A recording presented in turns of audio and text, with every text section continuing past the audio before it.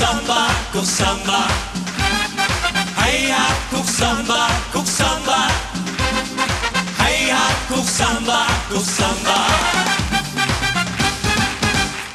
Hè đến rồi, chúng ta đi tìm con sóng vỗ tung tăng.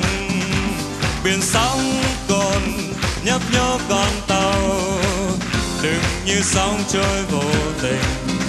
Vô tình sóng trôi trốn vui mất em. Một làn gió tuyệt vời, anh đang đứng chơi vơi. Xin em hãy quay về rộn ràng khúc samba. Hãy hát khúc samba, khúc samba. Hãy hát khúc samba, khúc samba. Hãy hát khúc samba, khúc samba. Hãy hát khúc samba, khúc samba. ngồi nhìn chiếc lá rụng rơi theo cội nguồn. Lá rơi, lá rơi. Rồi khi em đến dìu em trong cuộc đời, nhớ thêm, nhớ thêm. Giờ đây sao trông vắng, nhớ em anh buồn, buồn vì ai.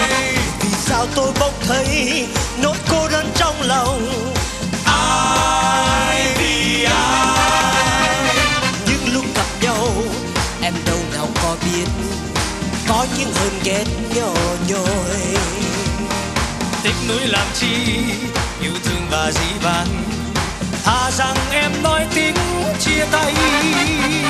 Ta đừng biết đến để anh không buồn đau. Ta đừng biết đến làm chi. Trong nắng chiều nay rằng trong hồn anh, tình anh còn đây, còn trong nồng say.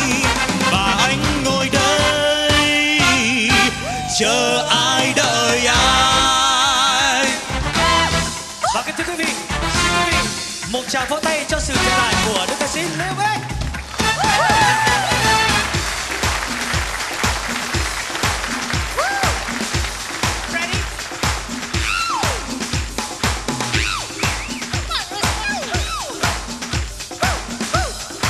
Và kính thưa quý vị, nữ ca sĩ Thiên Kim.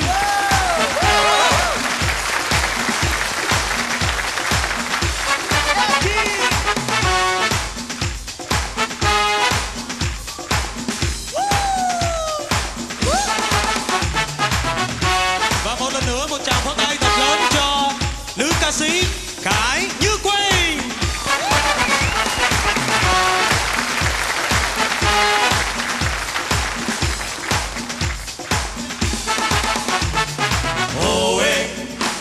Ô ê, giữ mãi những phút giây thần tiên.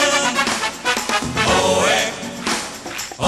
ê, có những tiếng dấu yêu trong hè. Ô ê,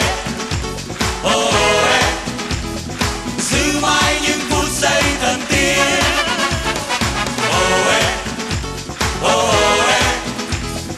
có những tiếng dấu yêu trong hè. Hè về trên phố nắng lung linh soi tràn hòa, hè lại sao xuyên tâm hồn ta. Hè về con sông Bắc nắng thu đang ra đồng, đồng xanh tốt tươi cho nhà nông. Tiếng gió dịu rít cuốn tóc em thơ nổ đùa, có tiếng hát ru khi chiều buông.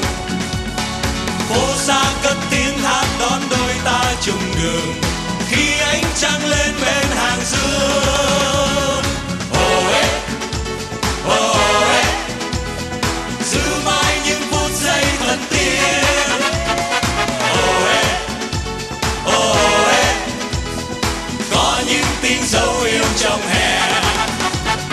Hè về trên phố ánh trăng lung linh sau nhà, hè về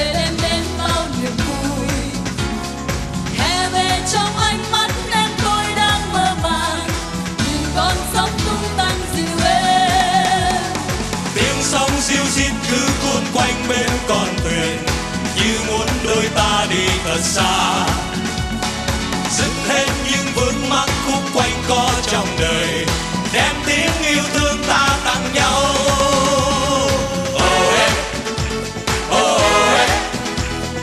Giữ mãi những phút giây thân thiết.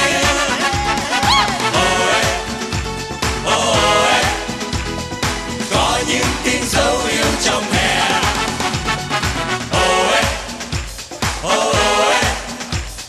Giữ mãi những phút giây thân thiết.